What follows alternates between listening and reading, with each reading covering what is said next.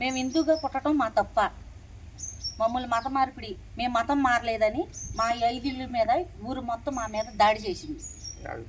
50 మంది దాడి చేశారు మా పైన. శ్రీరామనవమి ఎందుకు చేయించారు? 2004లో గుడి మూతపడిపోయింది, ఎవరు చేయట్లేదు, కళ్యాణాలు చేయట్లేదు, మీరు ఎందుకు చేయాలి? ఎక్కడి నుంచి వచ్చారు? లేడీసు ప్రైవేటు పార్టీల కాడి నుంచి మొత్తం అన్నీ కోసేస్తాం, చీర్చేస్తాం అని చెప్పేసి బీభత్సంగా మాట్లాడారు. దేవుడి గురించి మమ్మల్ని గురించి మా అంతు చూస్తాము అని చెప్పేసి మాట్లాడుతున్నారు. చాలా అసభ్యకరంగా మాట్లాడుతున్నారు. పెద్ద పెద్ద కత్తులు తీసుకుని వచ్చారు. మొత్తం అందరూ కూడా మమ్మల్ని మేము భయభ్రాంతులయ్యి హిందూ ధర్మాన్ని ఆశ్రయించాము. మాకు రక్షణ కల్పించండి. సనాతన ధర్మం బతకాలి, సనాతన ధర్మం బతకాలి. జై శ్రీరామ్. ఎప్పుడు మేము పుట్టినా హిందూగానే పుడతాం, చచ్చినా హిందూగానే చచ్చిపోతాం. మేము మాకు న్యాయం జరగాలి, మాకు న్యాయం జరగాలి, మాకు రక్షణ కావాలి. హిందూ ధర్మాన్ని మేము బతికించుకోవాలి. 5 ఇళ్ళైనా 2 ఇళ్ళైనా మేము హిందూ ధర్మాన్ని బతికించుకోవాలి. మా పైన దాడులు జరుగుతున్నాయి, మీరు రక్షించండి మమ్మల్ని. మేము శ్రీరామనవమి చేసామని మా పైన దాడులు చేశారు. అన్ని పండుగలు చేసుకోవాలి. మేము పండుగ చేసుకుంటా కూడా భయం వేస్తుంది, మేము వణికిపోవాల్సి వస్తుంది. దాడులు చేస్తున్నారు, చెడగొడుతున్నారు.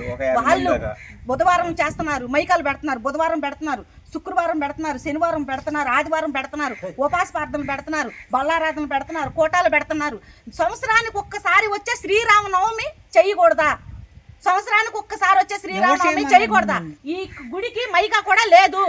సంవత్సరానికి ఒక్కసారి మేము శ్రీరామనవమి చేస్తే మా పైన దాడి జరిగింది. హిందువులనే వాళ్ళందరూ ముందుకు రావాలి, మమ్మల్ని రక్షించాలి, హిందూ ధర్మాన్ని బతికించాలి.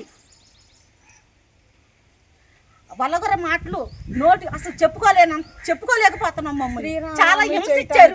మీకేం సంబంధం శ్రీరామనవమి చేసే హక్కు మాకు లేదా? ఈ ఊర్లో పుట్టి ఈ ఊర్లో పెరిగి మాకు శ్రీరామనవమి చేసే హక్కు లేదా? ప్రతి హిందువు దేవాలయం ముందు కూర్చుని ఎక్కడైనా పండగ చేయొచ్చు, ఎక్కడైనా కార్యాలు జరిపించవచ్చు. ఈ ఊర్లో పుట్టి ఈ ఊర్లో పెరిగిన వాళ్ళకి హక్కు లేదు, ఎక్కడి నుంచో వచ్చిన వాళ్ళకి హక్కు ఉంది, అధికారం ఉందంట, మాకు లేదంట. వేరే ఊరు నుంచి వచ్చి చర్చి కట్టుకుని ఆయన ఊరు మొత్తాన్ని మత మార్పిడి చేయొచ్చు. మేము మారలేదని చెప్పి మమ్మల్ని మారాలని అడిగారు. మేము మారలేదని చెప్పి నువ్వు కళ్యాణం చేయటానికి నీకేం సంబంధం ఉంది? ఊరు ఆడపడుతుంది, నేను కళ్యాణం చేసే హక్కు నాకు లేదంట, నేను చేయకూడదంట కళ్యాణం శ్రీరామనవమి. నేను క్రిస్టియన్ పర్మిషన్ తీసుకుని శ్రీరామనవమి చేయాలంట.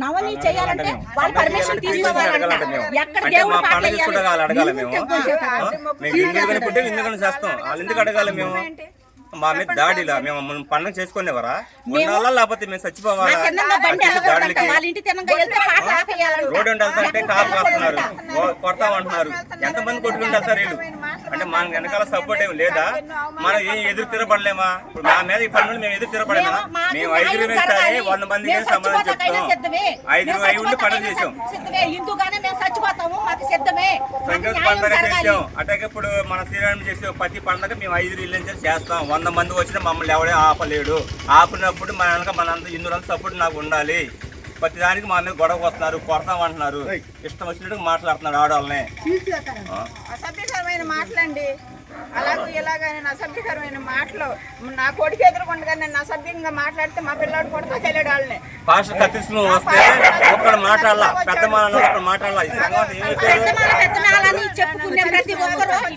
అయిపోతే వచ్చి ఒక కొబ్బరికాయ కొట్టిన వాళ్ళు ఉన్నారా? ఈ దారిని 10 సార్లు తిరిగే వాళ్ళు ఏ రోజైనా గుడి తుడిచారా? గుళ్ళో ముగ్గేశారా? కొబ్బరికాయ కొట్టారా? ఏమైనా చేశారా? ఎవరు చేయలా. మేమే. కరెంట్ లేదు. ఇన్నాళ్ళు ఏమయ్యారు? ఆ పెద్ద మనుషులంతా ఏమయ్యారు? కరెంట్ లేదు, గుడి కాలిపోతుంది, మొత్తం పెయింట్లంతా ఊడిపోయింది, ఎట్టాగో అయిపోయింది. మేము చిన్నప్పుడు ఆడుకున్న గుళ్ళని గుడిని చూసి ఏడ్చి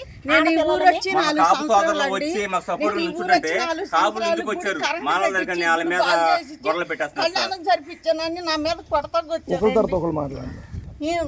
కొడతాకొచ్చారు వీళ్ళందరూ కత్తిలేసుకుని. నేను కళ్యాణం చేయడం తప్పండి, దేవుడు